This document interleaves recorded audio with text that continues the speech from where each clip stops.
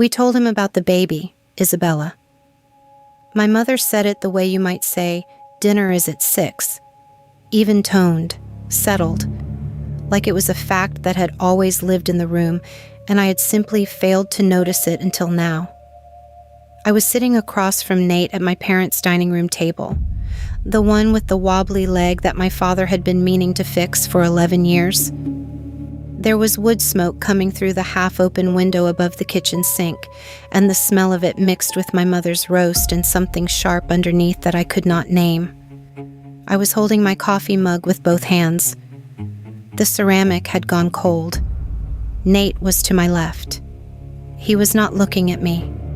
He was looking at my mother with an expression I had never seen on his face before, and that alone was enough to make my stomach slide sideways. We thought he deserved to know, my father said from the head of the table. His hands were folded on the tablecloth. He sounded the way he always sounds when he has rehearsed something, like the words were organized in a row in his chest, and he was releasing them one by one. I did not say anything. I couldn't. Every word I knew had gone somewhere else. Here is what you need to understand. I am 28 years old. I am a pediatric nurse.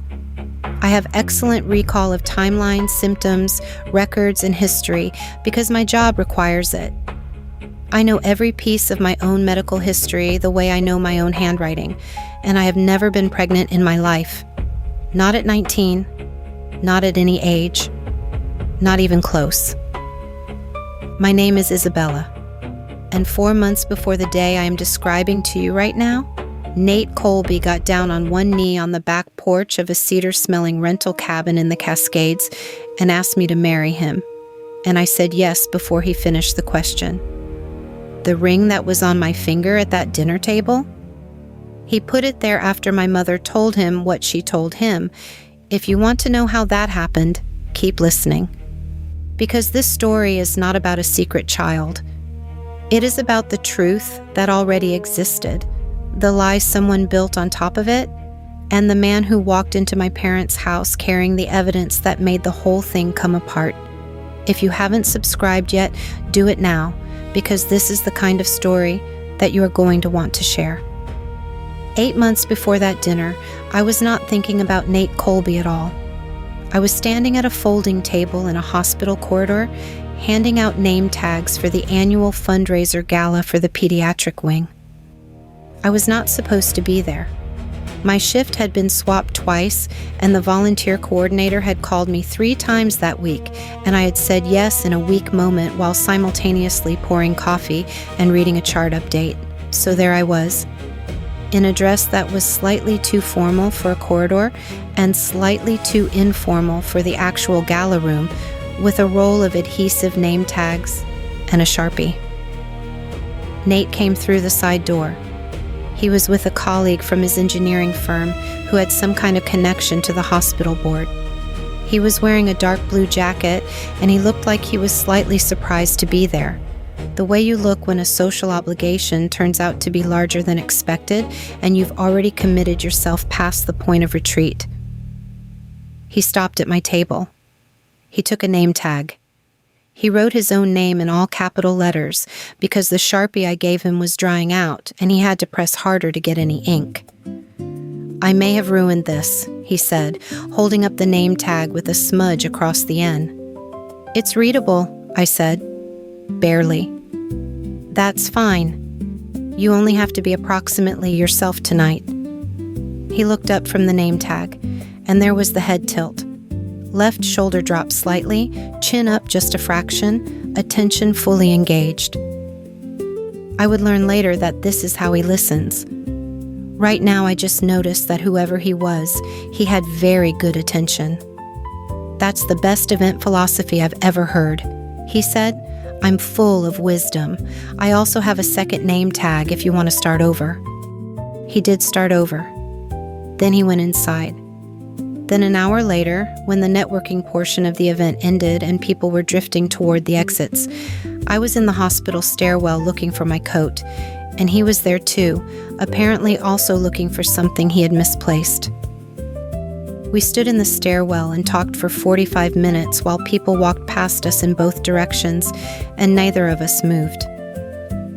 We talked about the hospital, about what pediatric nursing actually looks like from the inside, about bridges he designs bridges, which I found genuinely interesting in a way I was not performing. We talked about driving in the mountains in autumn, about what people get wrong when they move to the Pacific Northwest from somewhere else, about coffee. He brought up coffee. He mentioned that he drinks his black but adds exactly 1 sugar, which he acknowledged was contradictory. "It's not contradictory," I said. "Black is about the bitterness. The sugar is just arithmetic." He thought about that for about 5 seconds. "I'm going to use that," he said. He asked for my number before leaving the stairwell. I gave it to him. When I got home and took off the slightly too formal dress and hung it up and sat on the edge of my bed, I realized that I had not thought about work or the fundraiser or any of the 6 things currently living on my worry shelf for 1 single minute in that stairwell. That was a first. We went out for the first time 2 weeks after the fundraiser. Coffee, because of course it was. He already knew about my preference from the stairwell conversation, and he remembered it accurately, which told me something. The second date was a farmer's market on a Saturday morning that turned into lunch, turned into a walk along the river, until the light went gold and flat, and we were both cold. He did not try to fill every second with words. I noticed that. I feel quiet with words when I'm anxious, and I was not anxious with him, which meant I was sometimes also quiet, and those stretches of quiet were comfortable in a way that felt notable. By the 3rd week, I had told my mother about him, not effusively, just factually. I was seeing someone. His name was Nate. He was an engineer. I liked him. My mother said, "What church does he go to?" I said I didn't know. She said, "Is he from here?" I said he was from Spokane originally. She said, in that particular way she has, the syllable that means I have concerns, but I am going to make you ask about them. My father was easier. He asked what kind of engineering. I said structural, bridges. My father is a retired civil engineer, and this was apparently acceptable. He made a sound that was the verbal equivalent of a nod and moved on. I did not think much of my mother's at the time. She has complicated feelings about most things, and they usually sort themselves out or stay theoretical. Nate was just someone I was seeing. It was early, but I would come to remember that later. I would play it back in my mind and realize it was not ambivalence. It was the beginning of a position that she had already decided on before she knew a single concrete fact about who he was. It was the first warning I did not recognize as one. Nate proposed in September. We had been together for 6 months by then. We went to the Cascades for a long weekend, a rented cabin with a cedar plank porch and a wood stove, and an unreliable water heater that I found more charming than I had any right to. On the second evening, we sat outside on the porch with blankets and 2 mugs of tea and the smell of the trees coming up around us, wet and dark and specific in a way that city air never is. He did not do a whole production. There was no string of lights, no elaborate setup. He had the ring in the pocket of his flannel shirt, and he brought it out and said, "I know we haven't talked timing yet. I also know that I want to do this. I want to build something with you. If you're not there yet, just tell me, and I'll put this back in my pocket and we'll keep going." I said, "I'm there." He put the ring on my finger. We sat on the porch for another hour without saying much.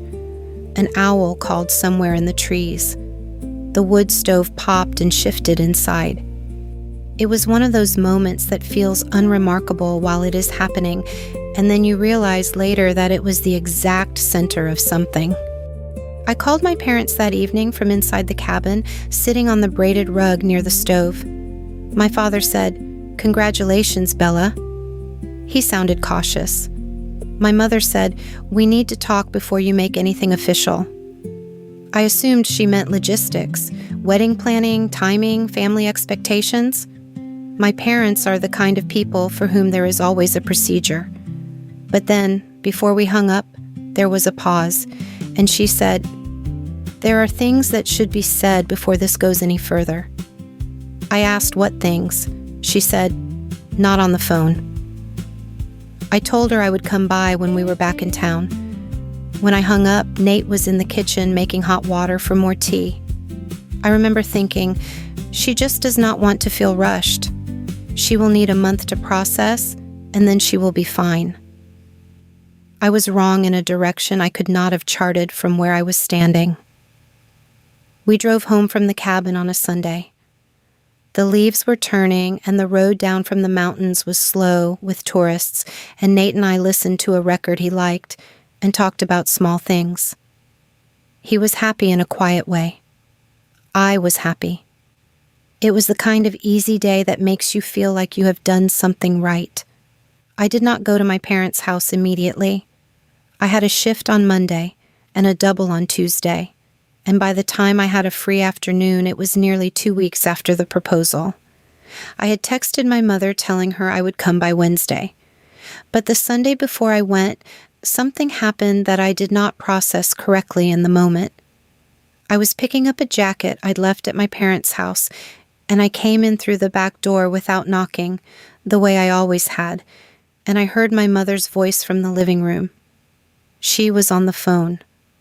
I was not trying to eavesdrop. I stood in the kitchen for 30 seconds, deciding whether to call out and announce myself or just grab the jacket from the hook and leave.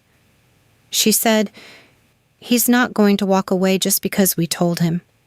We need something that puts her in a bad light." Silence while the other person spoke. Then she said, "Something from before she knew him. Something he can't verify easily." I stood in the kitchen with my hand on my jacket and my heart beating in a specific, careful way, the way it does when I am processing information that does not fit any category I have already.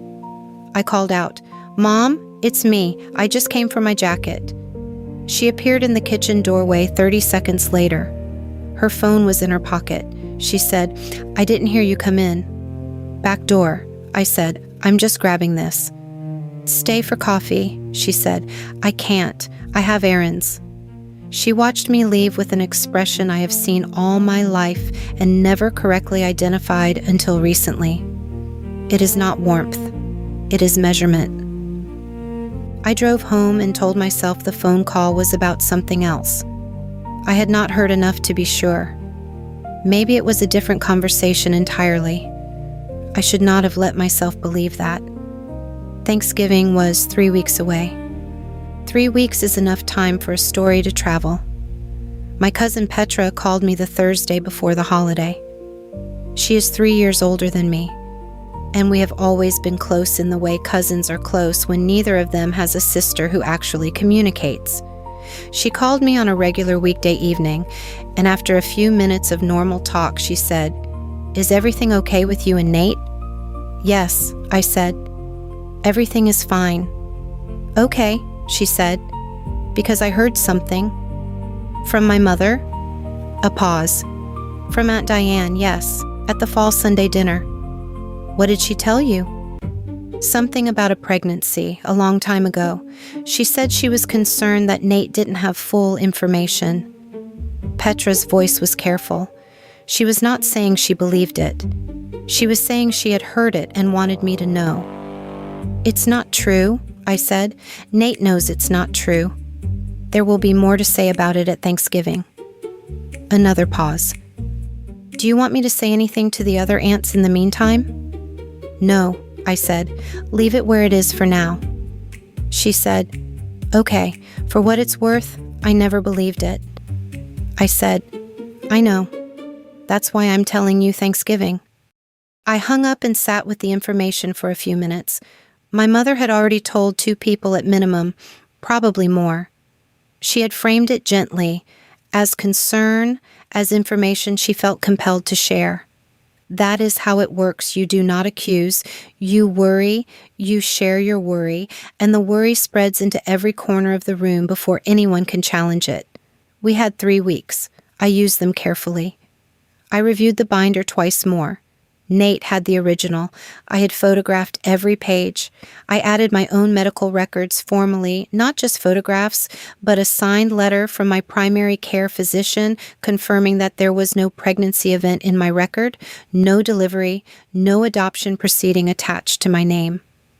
My mother had gambled on the assumption that medical privacy would prevent anyone from disproving her claim.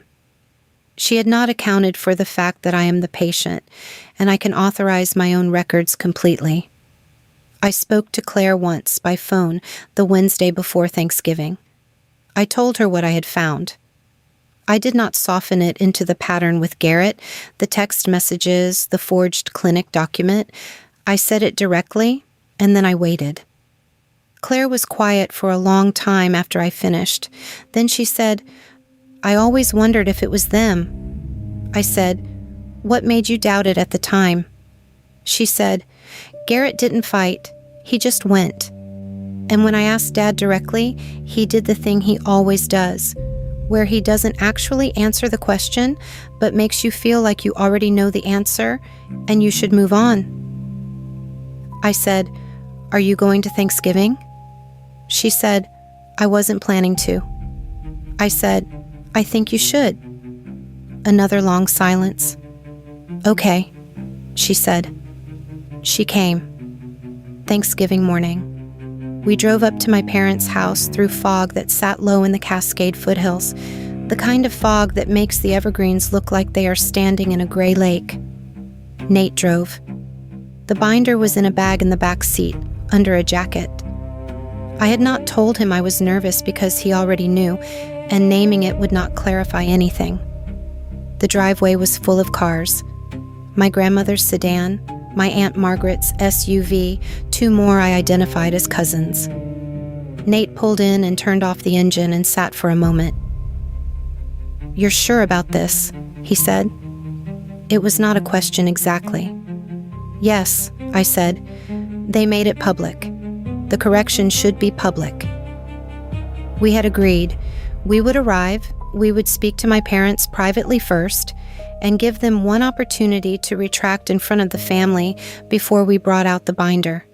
If they retracted, we would accept it, we would not display the evidence, and we would call it done.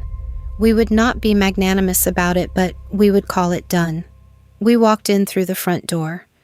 The smell of my parents' house in November, roasting turkey, the dryer sheet smell from the hallway closet, wood smoke from the fireplace in the living room, and under it all the faint vanilla smell of the wax candles my mother keeps on the sideboard.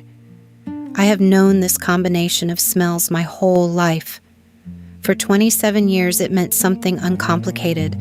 Now it just meant, we are here. My grandmother was in the kitchen, seated at the breakfast bar, peeling something. She looked up when I came in. "Isabella," she said, and stood up to hug me. She is 81.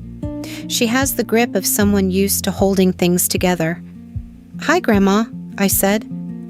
She looked at Nate and extended her hand and said, "I've heard good things." He shook her hand. "Only good things," he said. My mother appeared from the hallway.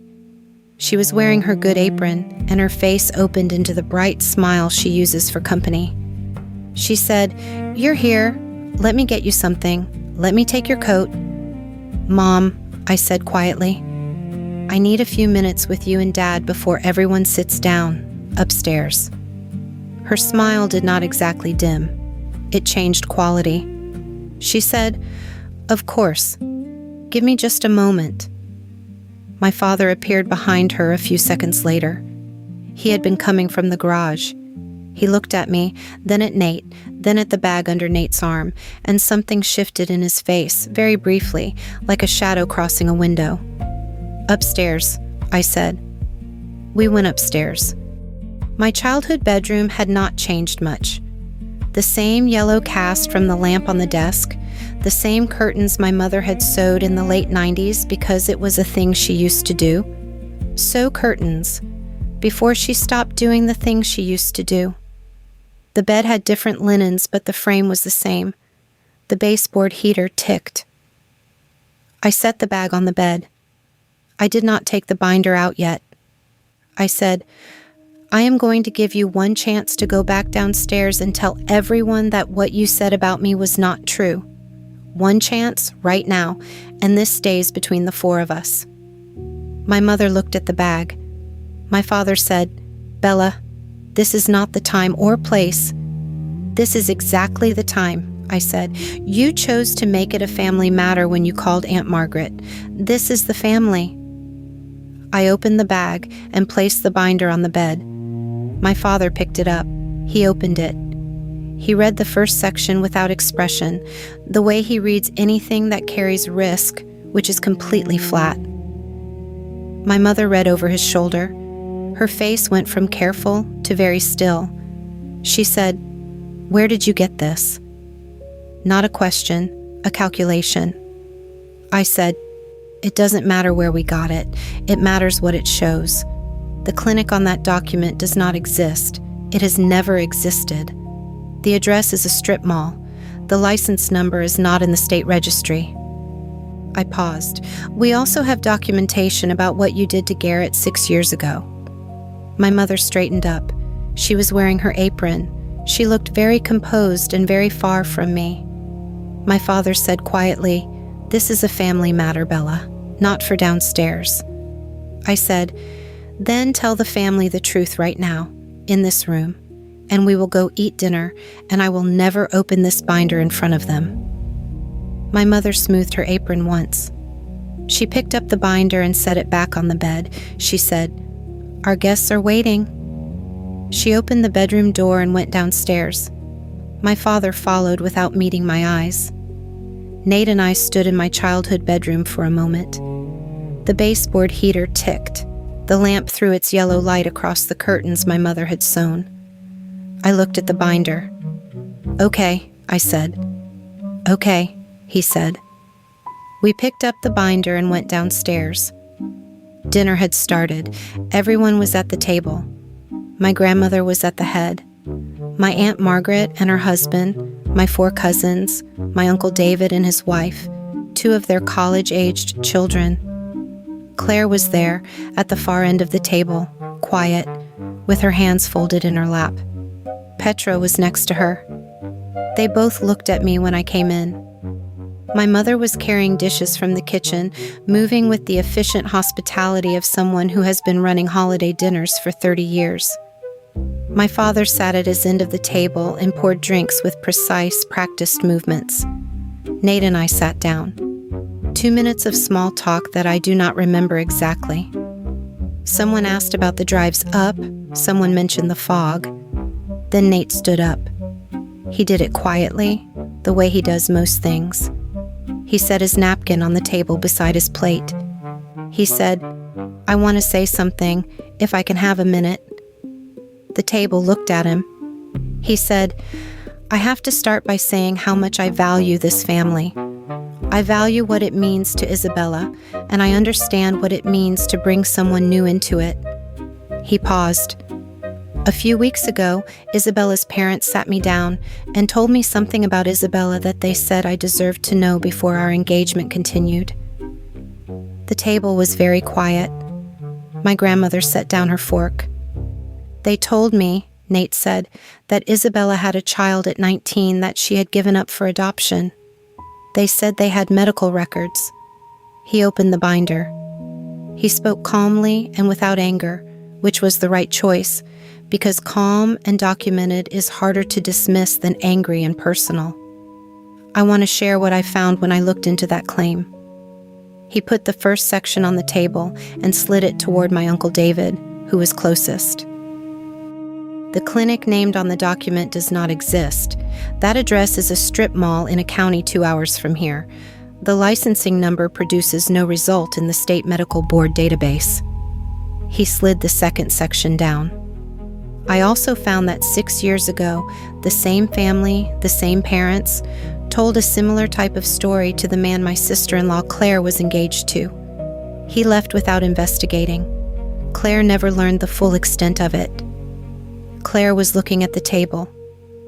"And finally," Nate said, "there are text messages between Isabella's parents from 17 days before the dinner where they showed me the document, discussing what kind of false claim would be hardest to disprove." He set the binder down. He said, "I am not telling this family this information because I want to cause pain. I am telling it because the people at this table were already being told a version of this story, and they deserve the accurate one." He sat down. The table did not recover quickly. The quiet at that table was a specific kind of quiet. Not the silence of shock exactly, though there was that too. More like the silence of a room where something invisible has just been made visible, and everyone needs a moment to adjust to seeing what was already there. My grandmother sat completely still. She is 81, and she has lived through things I cannot imagine, and she knows what it looks like when a room is learning something true. She sat with her hands folded around the handle of her fork, and she did not move. My Aunt Margaret picked up the first section of the binder and put on her reading glasses. My Uncle David leaned over and read it beside her. Petra looked at me across the table. She did not say anything. She did not need to. Claire was looking at her plate. Her hands were flat on the table in front of her. After about 30 seconds, she looked up and said, quietly, to no one in particular, "The story they told Garrett was that I had a drinking problem, that I had been in treatment twice and hidden it from him. I found out years later what they had said. I never had a conversation like this one." She looked at me. She said, "I was too tired to fight for something that had already left." My mother was standing near the kitchen doorway. She was still wearing the apron.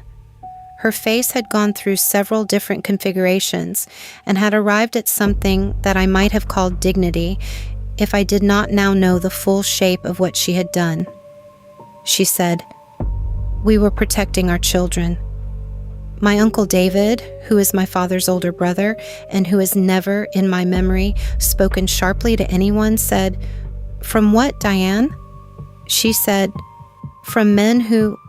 He said, "David Colby is an engineer with a clean record who proposed to your daughter, and when you gave him forged documents, he went out and spent his own money to prove they were forged, and then showed up to your family dinner to tell the truth calmly."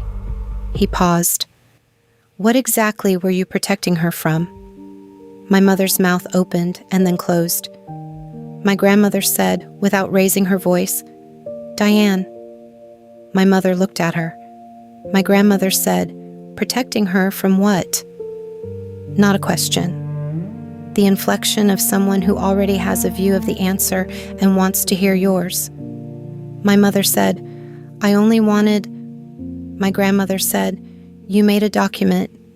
You sat your daughter down with a forged piece of paper, and you tried to end her engagement. And then you told half this family a version of that same lie." She picked up her fork. Her voice was absolutely even. "That is not protection. That is control." The table still did not recover. My father had not spoken since upstairs. He sat at his end with his hands in his lap, and the particular flatness had come back to his face. The flatness that I now understood was not neutrality, but the absence of anything he could say.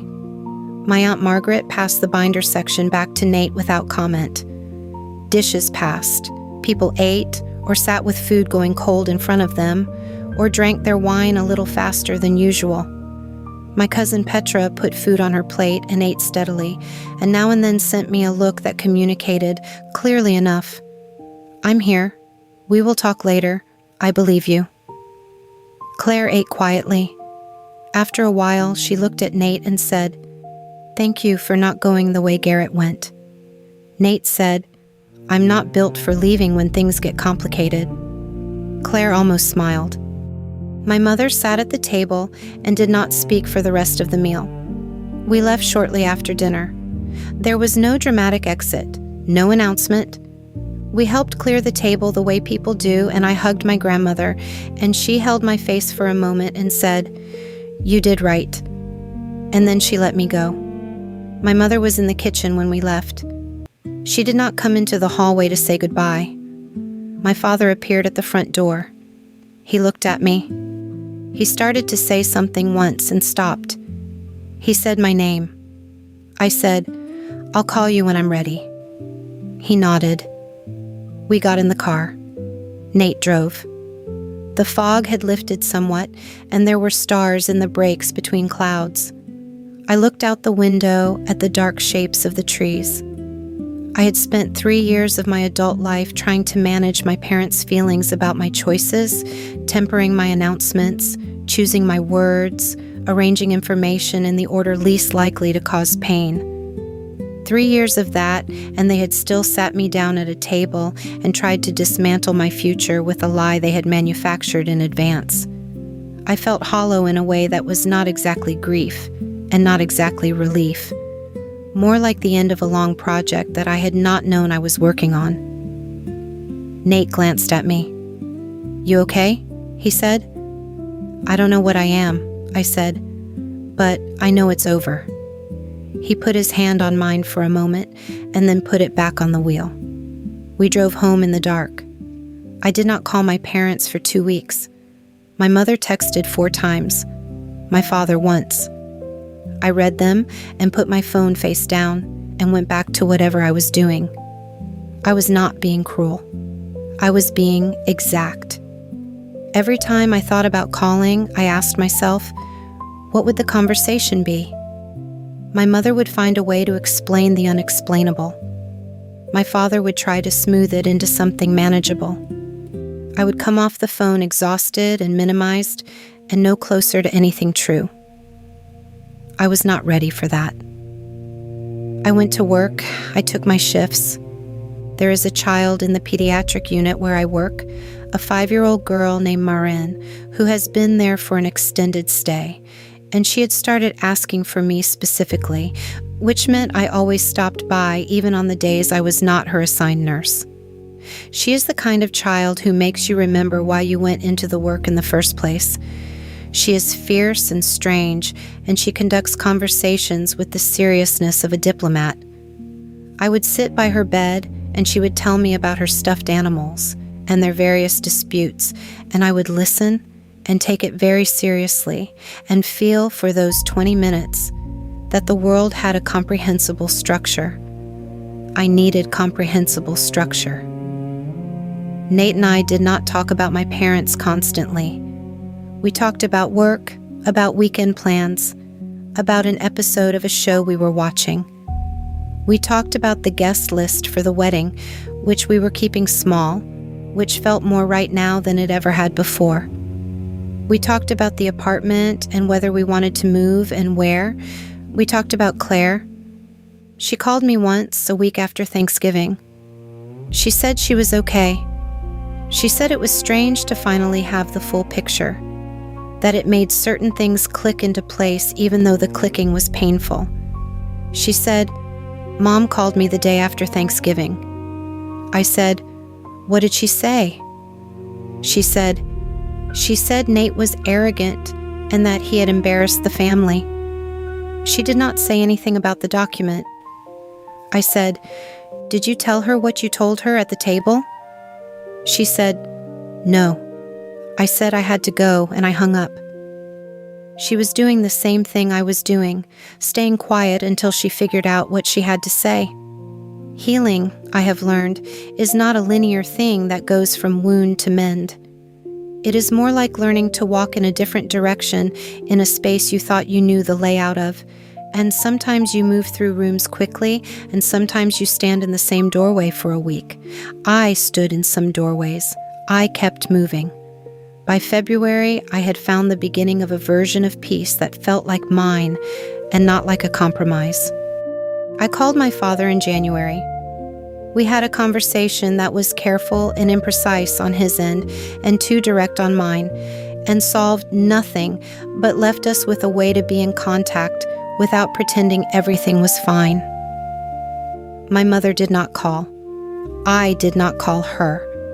I was told through my grandmother that at some point she had said she still believed what she believed, which told me everything I needed to know about the timeline for any kind of reckoning on her end. My grandmother called every 2 weeks. She talked about her garden and her neighbors and the book she was reading.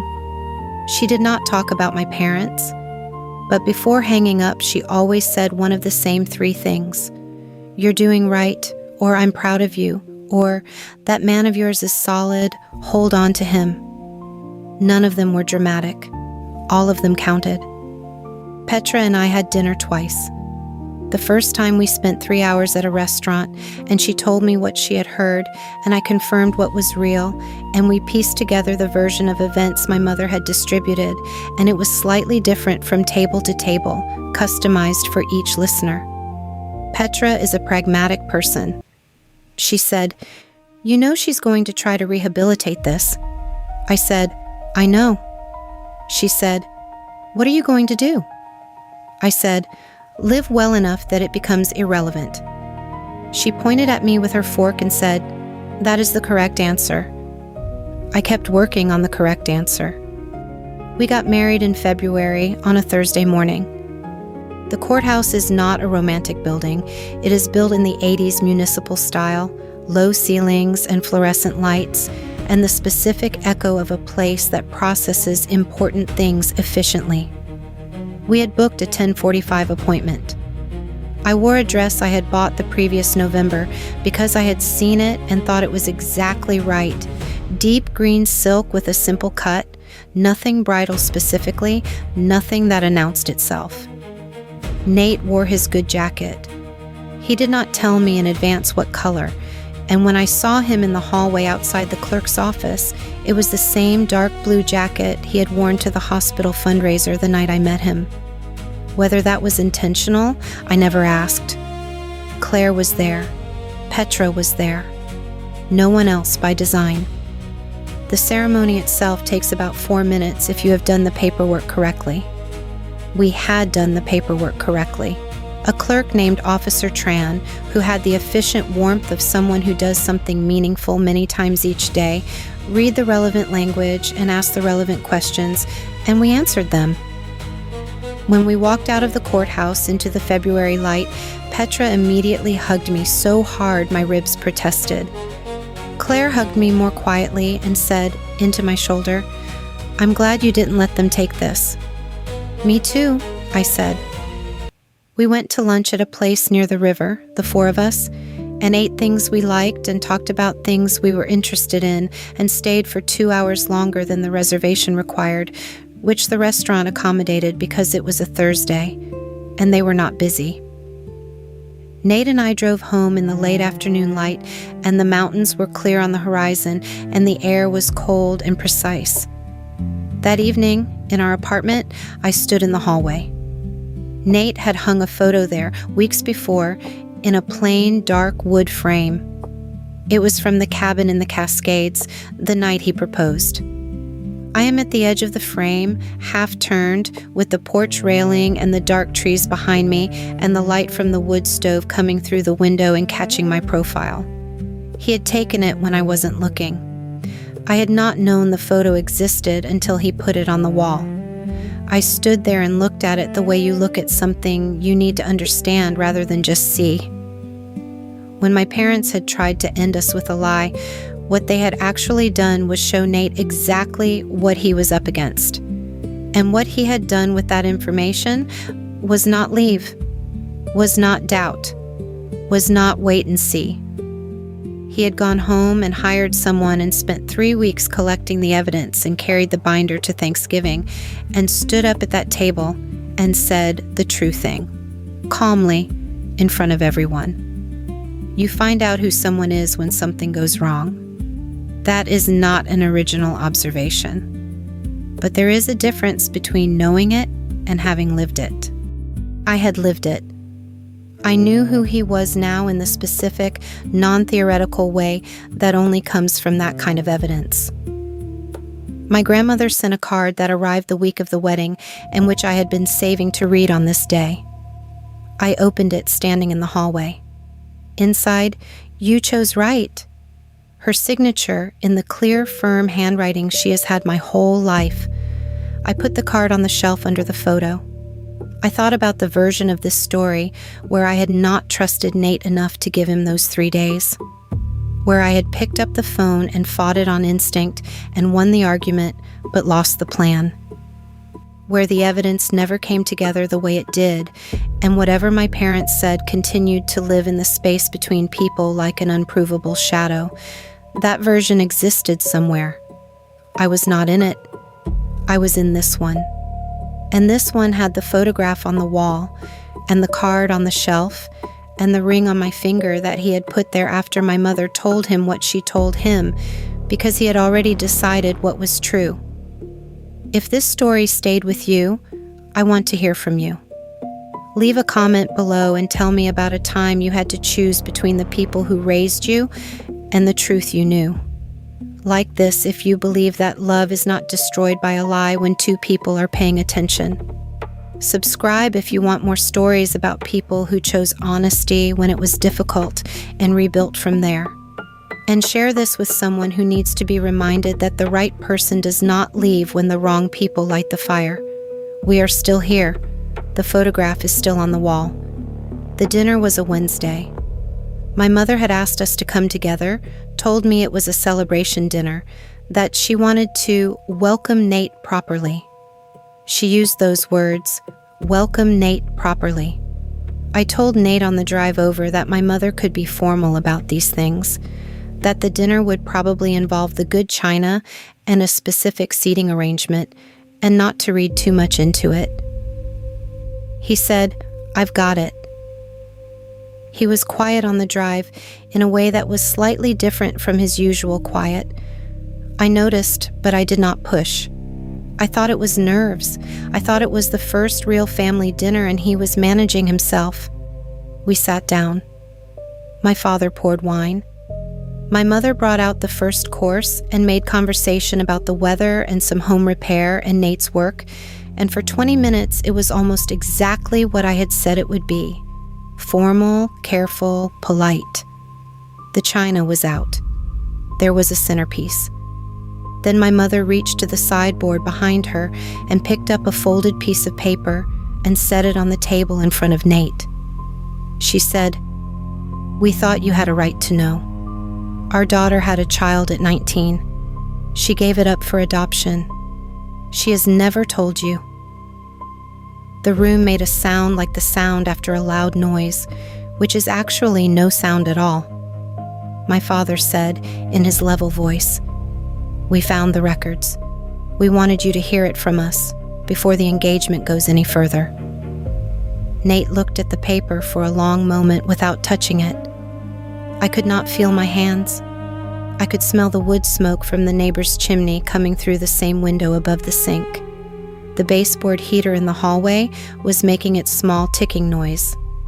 The wine in my glass was exactly the right color, and the candle was burning, and none of it matched the words that were sitting in the middle of the table. I thought, this is not happening. And then, it is happening. It is absolutely happening, and I have no idea how they made a document that doesn't exist. I stood up. The chair scraped on the hardwood, and I did not care. "That is not true," I said. My voice was very controlled in the way that voices go controlled when something underneath them is not controlled at all. "There is no child. I was never pregnant. I don't know what that paper is or where you got it, but it is not real." My father said calmly, "Bella, sit down." My mother said, "We understand this is difficult to discuss." I looked at Nate. He had picked up the paper and was reading it, or looking at it. His face was still. I could not read him, and I'm normally very good at reading him. That was the worst part of those 30 seconds. Not my parents, not the paper. The fact that I could not tell what Nate was thinking. "Nate," I said. He looked up. "It's not true," I said, not loud. Not desperate, just a straight line between one person and another. "I need you to know that." He set the paper down. He said, "I know, Isabella." 2 words that should have been a relief, and they were. And also they were not, because the way he said them was not the way you say something to reassure someone. It was the way you say something you have already decided. Like he had arrived at that table knowing something I didn't. I grabbed my coat off the hook by the door. I said to my parents, "I need a minute." I went out to the front porch. The night air was cold and smelled like cedar and rain-soaked concrete and someone's garbage bins at the curb. I stood on the porch with my coat half on and breathed 4 times from the diaphragm, the way I tell anxious parents to breathe in the pediatric unit. Through the window, I could see the 3 of them at the table. Nate was saying something. My parents were listening. I could not hear the words through the glass. Nate came out 10 minutes later. He closed the front door behind him and stood beside me on the porch without touching me, which was correct. I did not want to be touched. He looked out at the street. "What did they say to you in there?" I asked. "What they already said, and some elaboration." "Nate." "I'm not going to repeat it. It doesn't matter." "It does matter." "The content doesn't matter," he said, "because I know it isn't true. What matters is that they said it."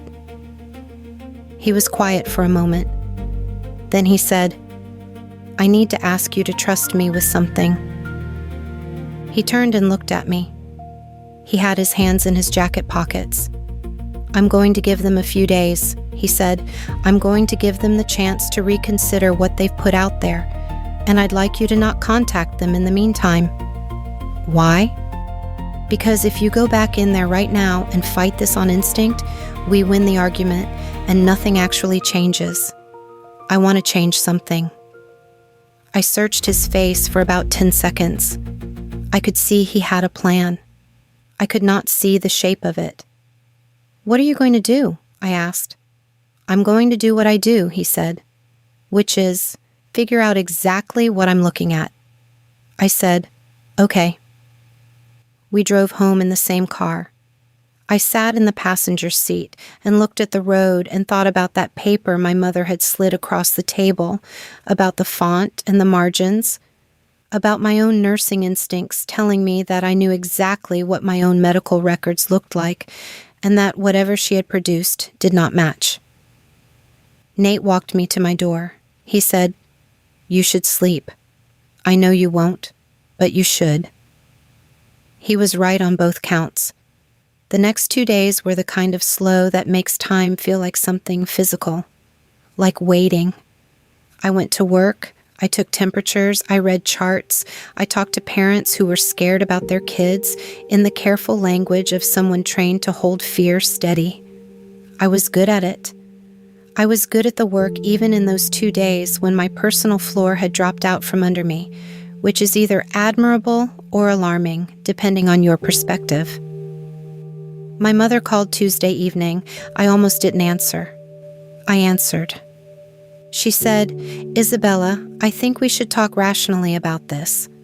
I said, "I'm listening." She said, "The records are real. Whatever you've told yourself over the years, the records are real. It would be better for everyone if you just acknowledges what happened rather than letting Nate find out through other means." I noticed she did not say which records. She did not name a clinic, a doctor, a date, a county. She said the records like they were an established fact that only needed to be referenced, not examined. I said, "I was never pregnant. I don't have anything to acknowledge." Silence. Then she said, "We're trying to protect you, Bella." I said, "From what?" She said, "From a situation that could embarrass the family." I wanted to say, "This is not about the family." I wanted to say, if there were records, they would have specific details, and you have given me none. I wanted to say 20 things. I said, "I have to go." I hung up and sat down on my kitchen floor for 3 minutes, not crying, just sitting. The linoleum was cold through my jeans. The refrigerator hummed. Then I got up and opened my laptop and pulled up the patient records portal I use for work just to center myself in the logic of what a real medical record looks like. Date of service, provider signature, specific facility, specific codes. Real records are dense with specificity because every detail is billable, every detail is auditable, every detail must match an actual event. Whatever my mother had given Nate did not originate from a real system. I was nearly certain. I just did not have proof of that yet. I was beginning to understand that I was going to need it. Nate called Thursday evening and asked me to come over. I had not been to his apartment in 4 days, and when I walked in, I noticed immediately that his kitchen table was different. There was a binder on it, the kind you use for presentations, dark blue cover, about an inch thick. There were also 2 mugs of coffee with exactly 1 sugar each because he had made mine the way he makes his own, without asking, the way he sometimes does when he is focused on something else. I sat down. He sat across from me. He said, "I hired a researcher, a paralegal I've worked with on contract disputes before, the day after the dinner." I looked at the binder. "Not because I didn't believe you," he said. "I want to say that clearly. I believed you from the first second you said it in the room. But believing you and being able to prove it are not the same thing, and I wanted the kind of proof that could not be argued with." "What did you find?" I said. He opened the binder. He had divided it into 4 sections. The first section was about the document my mother had produced. His researcher had done a full search on the clinic name printed at the top of the paper. It did not exist. There was no such clinic in the county or the state or anywhere in the regional medical database. The address printed on the document corresponded to a strip mall that had been a pharmacy, then a dry cleaning service, then a vacant unit. The licensing number on the document was also not found in any state medical board record. The document was a fabrication. The second section was about my sister Claire's engagement 6 years ago. My sister had dated a man named Garrett for 2 years. The engagement ended abruptly. Claire had told our family it was just not right. I had accepted that. Nate's researcher had tracked down a brief email exchange between Garrett and a mutual friend at the time, in which Garrett referenced being told something by Claire's family that he couldn't verify but couldn't ignore. He had left rather than investigate further. He was not as thorough as Nate. The third section was a set of text messages. Nate did not tell me how his researcher obtained them. What they contained? 17 days before the dinner at my parents' house, there was an exchange between my mother and my father. My mother wrote, "The financial story didn't work on Garrett properly because we didn't have anything documented. This time we need something that looks sourced." My father wrote, "What are you thinking?" My mother wrote, "Something medical. Harder to dispute because it's private." The fourth section was my own medical records, which I had already pulled and photographed, and which I added to the binder myself once I saw what the other sections were. I sat at Nate's kitchen table for a long time after he finished walking me through it. The coffee had gone lukewarm. "They planned this," I said. "Yes." "And they had already done it before." To Claire. "Yes." And Claire never said anything. She may not have known the full picture, or she may have known and decided it was easier to not. I thought about Claire. Quiet, careful Claire who had been different ever since Garrett left, who had dated no one seriously in 6 years, who came to every family function and sat at the table with a particular stillness that I had attributed to her personality and now was recataloguing completely. I said, "I want them to say all of this in front of everyone." Nate looked at me. "They've already started telling people," I said. "My cousin Petra texted me 2 days ago asking if everything was okay in this careful way that told me she'd heard something. My mother has already been seeding this. I don't want to correct the record in private. I want to correct it where they put it. Nate picked up his mug. He thought for about 30 seconds.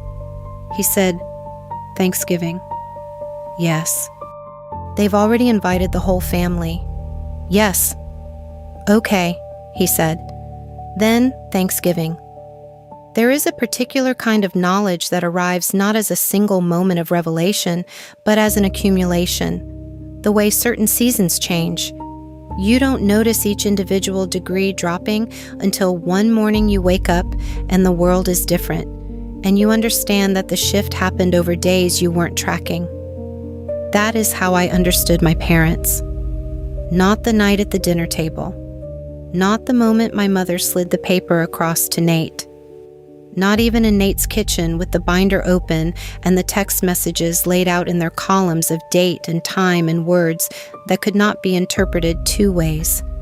It happened afterward, in the weeks that followed, while I went to work and drove home and stood in lines at the grocery store and sat in waiting rooms and did all the ordinary things a person does. The knowledge arrived in pieces. It arranged itself slowly. I had always known my parents were controlling. I had called it something else for most of my life. Protective, traditional, particular about things, cautious.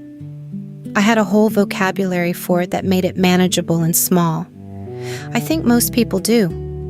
You learn the language of your family early, and you use it because it is the language you have, and it is only later, sometimes much later, that you find you have been using a word that means one thing for a thing that means another. What I had called protective was a consistent pattern of identifying the people in my life who might give me a reason to leave, and then attempting to remove them before they could. My mother did not do this with everyone who came through my life. She did it with the ones who mattered, the ones where she could see that something real was forming. She had done it with my roommate in college, a woman named Janet, who I had been genuinely close to until a series of small interactions between Janet and my mother gradually made Janet feel unwelcome, and then absent, and then gone. My mother had never said anything overtly hostile to Janet. She had simply been warm in a direction that excluded her, and cold in a direction that Janet could feel but could not name. Janet had drifted away, and I had grieved a friendship without ever understanding the mechanism of its erosion. I understood it now. I understood it in the way that retrospect gives you a pattern you could not see when you were standing inside the events. Every person who had gotten close enough to matter had either been managed away or had left without a complete explanation. I had spent my 20s telling myself I was simply bad at maintaining friendships, that I was too busy with work, that people moved on. I was not bad at friendships. My friendships were being edited. What I came to understand after the binder and the Thanksgiving table and the long, quiet weeks that followed is that my parents had not wanted to harm me. That was the part I had the hardest time sitting with, because it would have been easier if they had. People who want to harm you are comprehensible, at least. They want something you can name. My parents wanted me close. Only close. Close meant no one mattering more, no one having information they did not authorize, no one creating an exit they did not control. It was not cruelty. It was its own particular species of love. The kind that does not leave enough room for you to grow without brushing against its edges. And I had lived inside those edges my whole life and called the brush marks something else. You cannot unlearn that kind of thing. Once you have the vocabulary for it, the new word does not go away. You carry it with you the way you carry the accurate version of any story. It is heavier than the imprecise version was, and it is also more stable, because it is built on what is actually true. There is something I did not tell anyone for a while, not even Nate. 3 days after the Thanksgiving dinner, the day before my mother's first text message arrived, I sat in my car in the hospital parking lot on my lunch break, and I cried for about 20 minutes straight. Not because I was sad that the truth had come out, not because I regretted what we had done. I cried because I had loved my parents, specifically, in a specific way. And that love was still present even after everything, and there is a kind of grief that has no clean name for the feeling of loving someone and understanding clearly what they did and having both of those things be true at the same time. I cried because somewhere in my chest there was still the version of myself who wanted her mother to be proud of her, who had organized choices around what her mother would think, who had stood in the back doorway of the kitchen and heard a phone call and told herself she was probably wrong because the alternative was too difficult to stand. I cried for that version of myself. She deserved to be grieved. And then I got out of the car and went back to my shift and sat by Marin's bed for 20 minutes while she told me a very involved story about a stuffed giraffe and a stuffed bear who had a complicated disagreement about the correct time to eat breakfast. I asked clarifying questions. She appreciated them. The giraffe was in the wrong by any reasonable metric, but both parties had valid perspectives, and ultimately, they compromised on a time that neither of them would have chosen independently. I thought, that is actually how it is supposed to work. I finished my shift. I went home. I heated up soup, and I called Petra and talked for an hour about something entirely unrelated to my parents, and then I went to sleep. And when I woke up the next morning, the grief was not the same size it had been in the parking lot. It had not gone away, but it had changed proportions. Given enough time and enough of ordinary life, most things do. Something happened in December that I have not mentioned yet. My sister Claire came to the city. She drove 4 hours because she had a work thing, she said, some conference about the accounting software her firm used. She called me the day before and said she would be in town, and did I want to get coffee? We got coffee. And then we walked, the way we used to when we were teenagers and lived in the same neighborhood, and walking was the only form of privacy available. We walked for 2 hours through a city park while the December cold came up through the path, and the bare trees stood up around us like the stripped bones of something. We talked mostly about our parents. Not in an accusatory way, in the way of two people trying to build a shared, accurate map of a place they had both been navigating alone. Claire said, I always thought the problem was me, that I chose wrong, that I kept choosing people who were not quite right, and that's why they kept not working out. I said, Did you choose wrong? She said, No. Looking back, Garrett was good. He was solid and careful, and he asked good questions. He was exactly the kind of person I should have ended up with, and I have spent 6 years being mad at myself for something that was not my fault. I said, I want to be careful about being too clean about the cause and effect. Mom and Dad were not the only reason things ended. She said, No, but they were the match. She looked at the trees. It takes a match. We walked in silence for a while. She said, Are you going to have a relationship with them after all of this? I said, I don't know yet. I think the relationship will have to be something different from what it was. I can't rebuild what we had because what we had was built on me not knowing what I was dealing with. I have to build something new or I don't build anything. She said, That seems right. She put her hands in her coat pockets and kept walking. After a moment, she said, For what it's worth, watching Nate stand up at that table and do what he did, that was something. I know you know that, but I want to say it from the outside too. I said, I know. She said, Hold on to that. I said, I am. We had dinner after the walk, at a place with good bread and a wine list she knew better than I did, and we stayed until they started stacking chairs around us and we had to leave. When she drove back to her city the next morning, she sent me a text that said, Same time next month? And I wrote back yes immediately. We have had dinner every month since then. The accumulation of small, true things. That is how you rebuild from the correct foundation.